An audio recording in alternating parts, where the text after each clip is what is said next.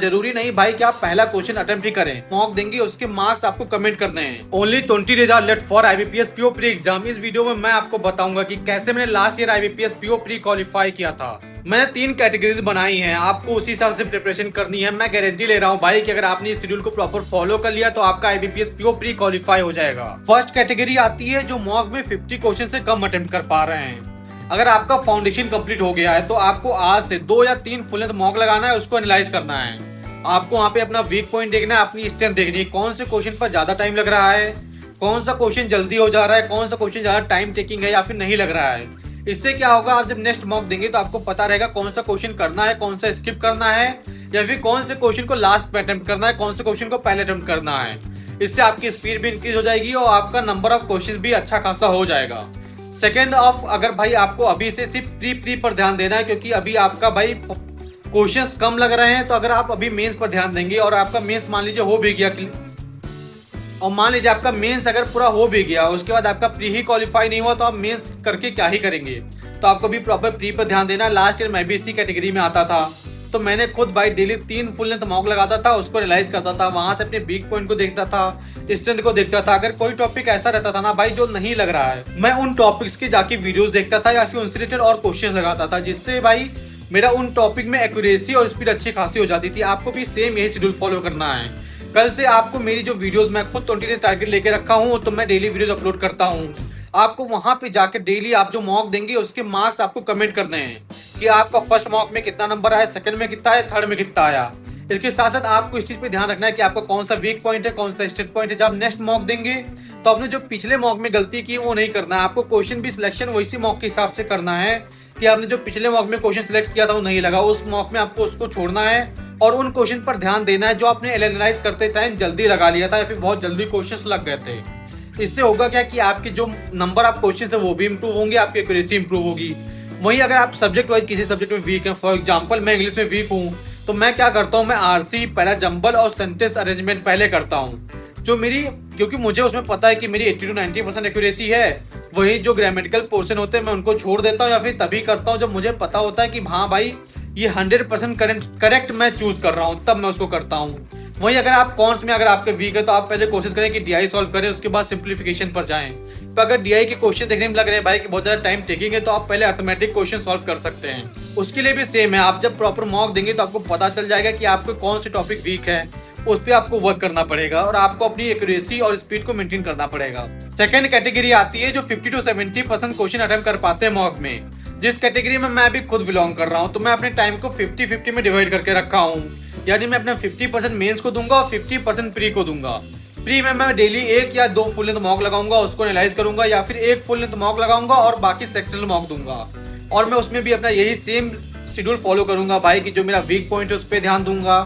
जो क्वेश्चन मुझसे जल्दी लग जा रहे हैं मैं क्वेश्चन सॉल्व करूंगा नेक्स्ट मॉक में, मतलब कोशिश करूंगा कि मैं उन क्वेश्चन को पहले करूं, और जो क्वेश्चन बहुत ज्यादा टाइम टेकिंग है उनको मैं स्किप कर दूंगा या फिर उनको मैं लास्ट में लगाऊंगा। और सिमिलरली भाई जो मेरा वीक पॉइंट होगा उस पर मैं ज्यादा ध्यान दूंगा। इसके साथ साथ मैं डेली करंट अफेयर क्लास करूंगा, मैं रीजनिंग, कॉन्स और इंग्लिश के क्वेश्चन सॉल्व करूंगा जो मेंस लेवल के क्वेश्चंस होंगे।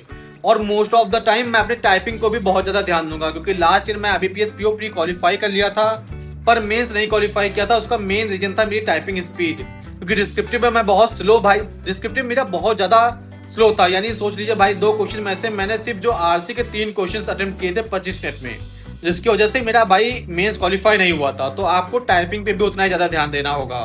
थर्ड कैटेगरी आती है 70+ क्वेश्चन करने वाले। कॉन्ग्रेचुलेशंस भाई, आप पहले से ही प्री के लिए प्रिपेयर्ड हैं, तो आपको most of the time mains में देना है। आपको 70 to 80% टाइम आपको अपना मेंस में देना है। अगर आप तब भी चाह रहे हैं कि हाँ भाई मुझे प्री पर भी ध्यान देना चाहिए, तो आप अल्टरनेट एक मॉक दे दीजिए, या फिर आपको क्या करना है अल्टरनेट वाइज सेक्शनल या फिर एक फुल लेंथ मॉक दे दिया कीजिए। वरना आप अभी अपना पूरा ध्यान मेंस पे दीजिए। आपको करना क्या है, डेली जीएस की क्लास करनी है, यानी डेली करंट अफेयर क्लास करनी है। उसके साथ साथ आपको कॉन्स, रीजनिंग और मैथ्स, उसके साथ साथ आपको कॉन्स, इंग्लिश और रीजनिंग तीनों के मेंस लेवल के क्वेश्चन सॉल्व करने हैं और उससे रिलेटेड आपको क्लास करनी है। इसके साथ साथ आपको भी अपनी टाइपिंग स्पीड ध्यान देना है। कम से कम आप अपनी टाइपिंग स्पीड नियरली 40 वर्ड पर मिनट तो लेके जाएं, क्योंकि अगर आपने 70+ क्वेश्चन का आप अटेम्प्ट है तो आपको जहां तक SBI PO भी आपका क्वालिफाई हो जाएगा, तो उस हिसाब से प्रिपेयर करना है आपको, ताकि आपका मेंस भी निकल जाए। और ओवरऑल भाई आपको सिर्फ कट ऑफ से नहीं मतलब रखना है कि भाई मेरा बस कट ऑफ क्रॉस हो जाए। हाँ, प्री में मार्क्स से मतलब नहीं होता, पर आपको अपने कॉम्पिटिटर पर ध्यान देना होगा कि भाई आपको सोचिए अगर कट ऑफ 50% गई, 50 मार्क्स गई, और जो आपको कॉम्पिटिटर 75 लेके आ रहा है, 51 लेके आ रहे हो, तो क्या आप उससे मेंस में कॉम्पिट कर पाएंगे? बहुत मुश्किल है। तो इसलिए आपको अपने कॉम्पिटिटर्स भी ध्यान देना है कि वो कितने क्वेश्चन कर पा रहा है और आप कितने क्वेश्चन कर पा रहे हैं, आप कट ऑफ से कितना ऊपर हैं, और कट ऑफ के कितने मतलब कितना ज्यादा आपने कट ऑफ से आपके मार्क्स में कितना गैप है, वो भी बहुत ज्यादा मैटर करता है। वैसे जहां तक हर लास्ट ईयर जैसे IBPS PO का कट ऑफ जाता है, उस हिसाब से मुझे नहीं लगता कि 50 मार्क्स से ऊपर कट ऑफ जाएगा। तो अगर आप 60 क्वेश्चन अटेम्प्ट कर पा रहे हैं तो आपका कट ऑफ क्रॉस होने के चांसेस 90% से ज्यादा हैं। और जब IBPS PO प्री के लास्ट 7 डेज बचेंगे तो मुझे पता, मैं बताऊं चाहे ना बताऊं, आप सब लोग मोस्टली प्री पर ही फोकस करने वाले हैं। उस टाइम आपको डेली 2 से 3 फुल लेंथ मॉक देना है और सेम पैटर्न फॉलो करना है। आपको अपनी स्ट्रेंथ देखनी है, अपनी वीकनेस देखनी है, देखना है कौन सा क्वेश्चन जल्दी लग जा रहा है, कौन सा क्वेश्चन टाइम टेकिंग है। इससे क्या करना है कि आप जब नेक्स्ट मॉक देंगे ना, तो आपको इन चीजों को ध्यान रखना है, कौन सा क्वेश्चन करना है, कौन सा क्वेश्चन छोड़ना है। जरूरी नहीं भाई कि आप पहला क्वेश्चन अटेम्प्ट ही करें, हो सकता है आपका पहला क्वेश्चन छोड़ने वाला हो सकता है जो क्वेश्चन आप ज्यादा टाइम दे रहे हो क्वेश्चन छोड़ने वाला हो, तो उसको छोड़िए, आगे बढ़िए। ईगो पे कोई क्वेश्चन मत लीजिए कि आप नहीं भाई ये टाइम लिया तो मैं ये करूंगा ही करूंगा। हो सकता है भाई वो क्वेश्चन छोड़ने के लिए ही बना हो, उस क्वेश्चन को छोड़कर आगे बढ़िए। इससे हो सकता है कि आपको जो टाइम वेस्ट होने वाला वो ना हो। जब आप मॉक देते रहेंगे तो आपको पता चल जाएगा कि आपकी कहाँ पे स्ट्रेंथ है, कहाँ पे वीकनेस है, कौन से क्वेश्चन आप जल्दी कर पाते हैं, कौन से क्वेश्चन आप लेट लगता है, कौन सा सब्जेक्ट आपका वीक है। जरूरी नहीं कि आपको जो सब्जेक्ट फेवरेट हो वो सब्जेक्ट स्ट्रेंथ भी उसमें अच्छी हो। जैसे भाई मुझे कौन सा मेरा फेवरेट सब्जेक्ट है, पर मेरी जो स्ट्रेंथ है वो मोस्टली रीजनिंग में है, उसके बाद सेकंड नंबर पे कौन सा है। तो इस हिसाब से आपकी भी हो सकता है कि आपका भाई हो सकता है रीजनिंग अच्छी हो पर आप इंग्लिश में ज़्यादा अच्छा परफॉर्म कर पा रहे हो। इस हिसाब से आपको भी मेहनत करना पड़ेगा। इसके साथ साथ भाई 20 डेज IBPS PO टारगेट लेके चल रहा हूँ, जिसमें मैं डेली वीडियोज अपलोड करूंगा। मैं वहाँ पे अपने मॉक स्कोर भी शेयर करता हूँ। तो अगर आप मुझे ऐसा कॉम्पिटिटर लेके चल रहे तो लेके चल सकते हैं। और आपको डेली करना है कि आपको रोज आना है मेरी वीडियोस पे, अपने जो मार्क्स हैं मॉक के उसको कमेंट करना है। मैं डेली चीज देखूंगा कौन कौन कमेंट कर रहा है, कौन सीरियस है भाई IBPS PO जर्नी को लेके। इसके साथ साथ अब नेक्स्ट वीडियो में मिलते हैं।